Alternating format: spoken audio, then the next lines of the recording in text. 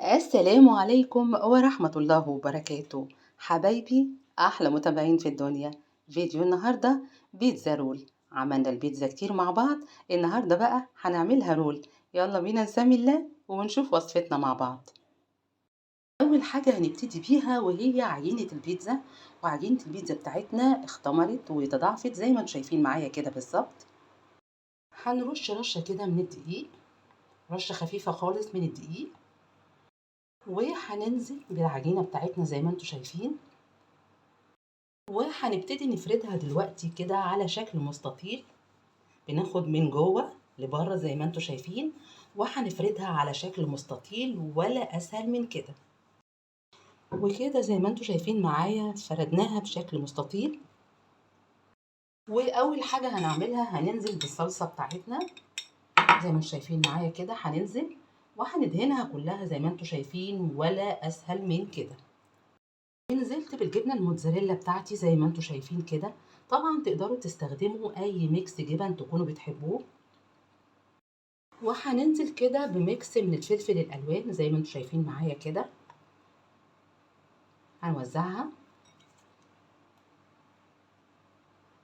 وهننزل كمان بشوية من الزيتون المخلي، الزيتون الاسود المخلي بيبقى طعمه حلو قوي في البيتزا. وهننزل عليهم كمان بشوية من الجبنة الموتزاريلا زي ما قلت، ممكن يبقى ميكس جبن، اي جبنة تكونوا بتفضلوها او بتحبوها. ودلوقتي وقبل ما نلفها على شكل رول، عايزاكم تشوفوا معايا الجمال ده عامل ازاي. ودلوقتي كده بقى هنبتدي نلفها زي ما انتم شايفين معايا. هلفها كده بشكل بسيط زي ما انتم شايفين ولا اسهل من كده.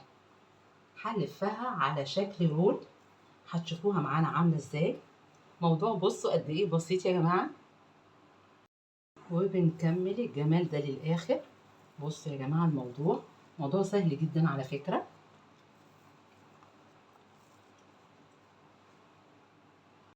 وكده وبعد ما لفيناها الرول زي ما انتم شايفين، هبتدي اقطعها زي ما هتشوفوا معايا كده. انا هستخدم قطعه البيتزا. الموضوع سهل جدا، مش هياخد مننا لا وقت ولا مجهود.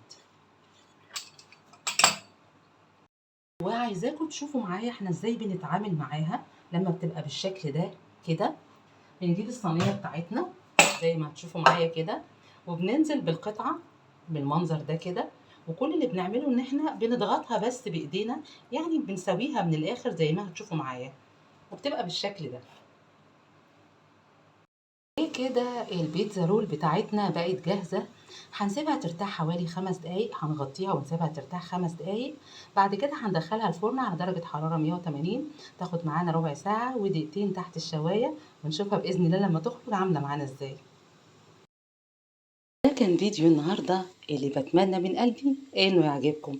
يا ريت اذا عجبكم بقى لايكات كتير، شير كتير، اشتراككم في قناتنا على اليوتيوب، قناة في المطبخ مع سنة. صباحكم سعادة لا تنتهي.